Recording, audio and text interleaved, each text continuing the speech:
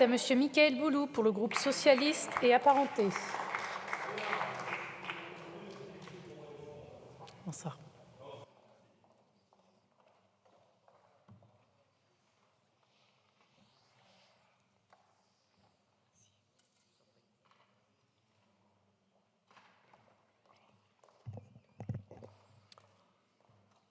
Madame la Présidente, Madame la Première ministre, Mesdames et Messieurs les ministres, chers collègues, et de 16. Cela va vous surprendre, Madame la Première ministre, mais j'aimerais commencer par compatir amicalement à votre situation. 6,49,3 cette année, 16 en tout, un 17e qui se prépare pour lundi. Vous devez vous lasser. Mais surtout, si je veux compatir amicalement à ce sort, c'est que ces 49,3 sont un souci pour vous. D'ici à Noël, vous en serez à 23. Il vous en faudra au minimum 10 de plus pour les budgets de l'année prochaine, ce qui vous en amènera à 33, soit au-dessus du chiffre symbolique des 28 de Michel Rocard.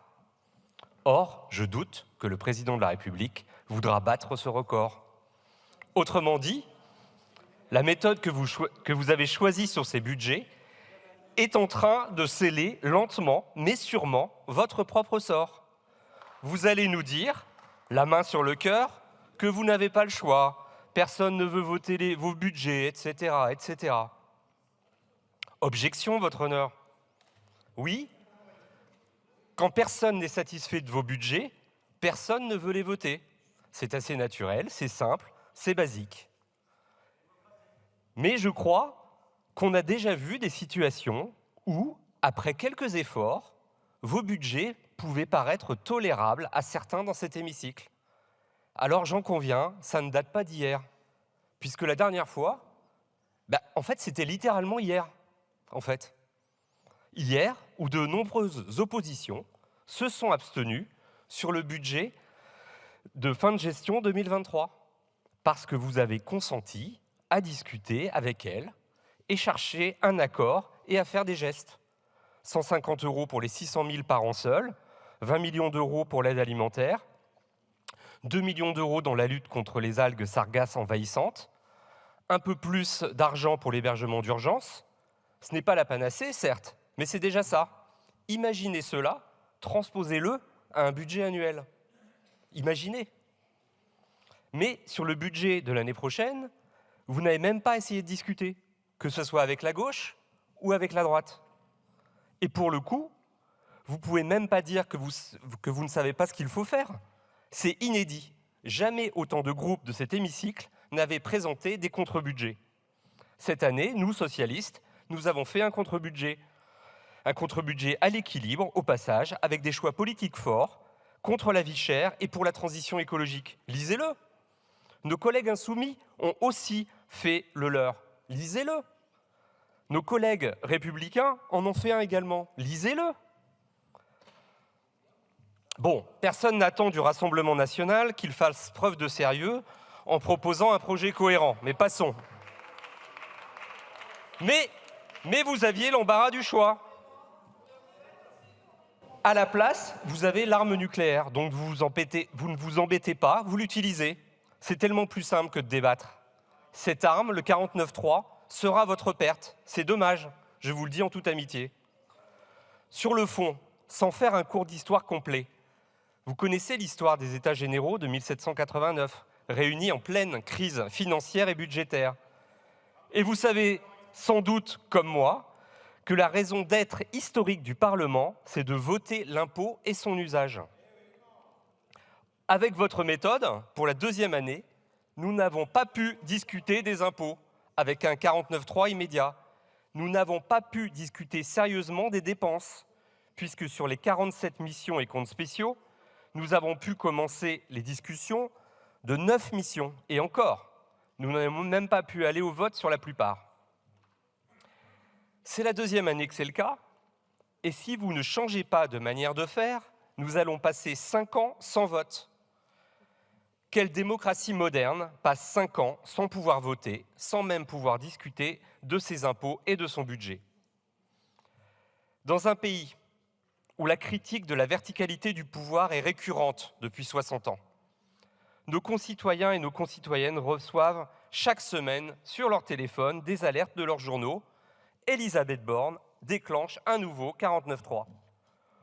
Beaucoup ne se demandent même plus pourquoi et ont intégré que de toute façon, l'avis du peuple ou de ses représentants, ce n'est pas votre affaire, ce n'est pas celle du président.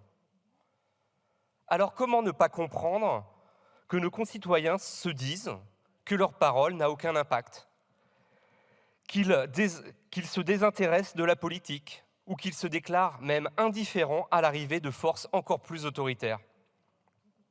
34% en 2017, 41,5% en 2022, combien en 2027 ? Combien fera l'extrême droite après 10 ans à exercer le pouvoir comme vous le faites ? Plus égoïstement, ces 49.3 à répétition sont désespérants pour nous aussi, parlementaires. Notre travail est réduit à néant. Pour ce budget, ce sont des centaines d'organismes qui ont été auditionnés afin de faire remonter leurs attentes et leurs problématiques. Pour rien.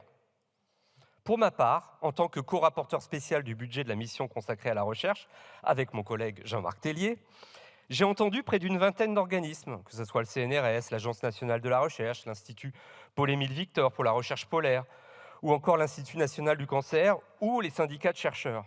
Tout ce travail d'écoute, de concertation et d'intelligence collective pour que dans la solitude d'un bureau gris de Bercy, soit décidé de rejeter des amendements pourtant votés en commission et même dans l'hémicycle. Ou encore, pire, sortir du chapeau des mesures nouvelles. On se demande à quoi bon, à quoi on sert, les Français aussi, et ils n'ont pas totalement tort. Vous allez nous dire que vous avez retenu 550 amendements en tout. D'accord, mais combien de la majorité? Combien des oppositions? Et surtout, il n'en reste pas moins que ces amendements n'ont pas été choisis par un vote, mais par un fonctionnaire, un conseiller ministériel, ou par des négociations de dessous de table, sans vote. L'antidémocratie. Quand ils ont entendu parler de l'amendement FIFA, combien de nos concitoyennes et concitoyens se sont dit que c'était encore une fois la République des coquins et des copains?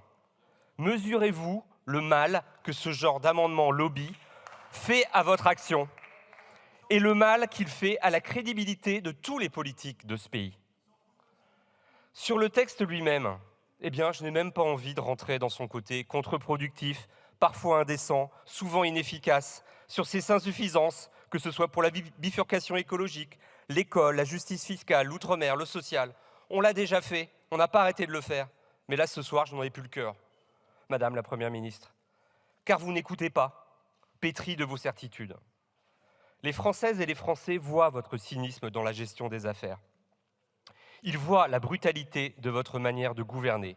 Ils voient nos institutions se déliter et perdre de leur sens.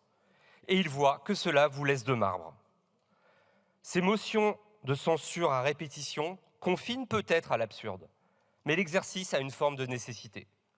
Car après tout, c'est quelque part le dernier endroit d'expression qu'il nous reste. C'est malheureux. Je vous remercie. Je vous remercie. La parole est à Madame Lise Magnier pour le